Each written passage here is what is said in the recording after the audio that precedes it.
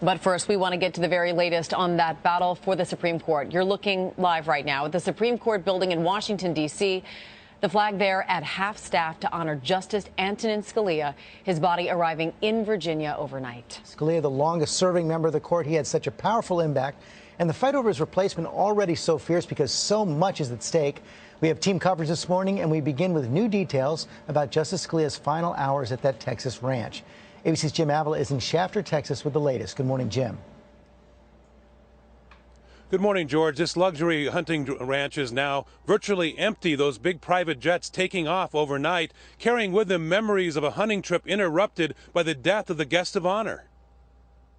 This morning, Justice Antonin Scalia's body is heading to rest at the Supreme Court after being flown to Dulles International Airport overnight from Texas. This, as Good Morning America learns details of his last hours from the man who discovered his body behind the drawn curtains of this $500 a night room at a luxury hunting lodge in West Texas. He was totally peaceful. He's a man who went to sleep and just didn't wake up.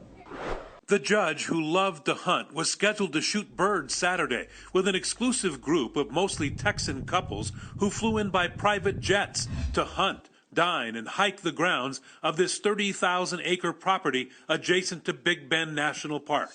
Justice Scalia was the only famous guest, a friend of a friend.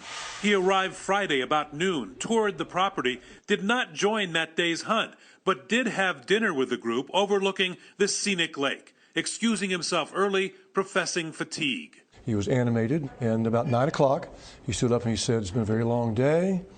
In the morning, he missed breakfast and then lunch. The resort owner knocked loudly. When he got no answer, he quietly entered the room. Was there any sign of any kind of foul play or anything like that? Oh, no. Nor were the sheets weren't even disturbed. The county judge who pronounced him dead over the phone told ABC News the Scalia family objected to an autopsy.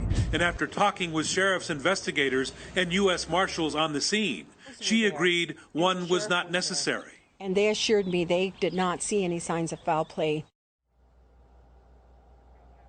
The Texas judge says that she talked to Scalia's doctor, who told her he was in poor health before he came here, that he visited his office twice last week. She says that she'll write on his death certificate, natural causes, heart attack. Amy? All right, Jim Avila with the latest there. Thank you.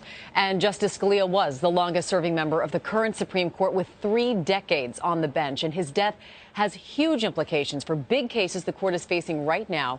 And ABC's Terry Moran has covered the Supreme Court for us. He is there now for us. Good morning, Terry. Good morning, Amy. You know, Antonin Scalia, one of those rare justices whose impact goes beyond the cases. He was the leader of a movement on the court and in the country. But some of his highlights, no question about it, the Second Amendment, that case that guaranteed the individual right to bear arms. He was part of Bush versus Gore. And in dissent, he did just as much, really, as he did when he was winning. But the real question now, they're shorthanded. There are some huge cases, as you say, right before the court now on public sector employees and the mandatory fees that they pay right now. Can they get out of that? The conservatives had that one lined up. Liberals will likely win that now. And there are other cases. President Obama's actions on immigration, so controversial, likely to come before the court. And on that and so many others, a major abortion case, for example, Justice Scalia's voice and his vote, especially if you're going to be conservative, are going to be very sorely missed. Amy and George?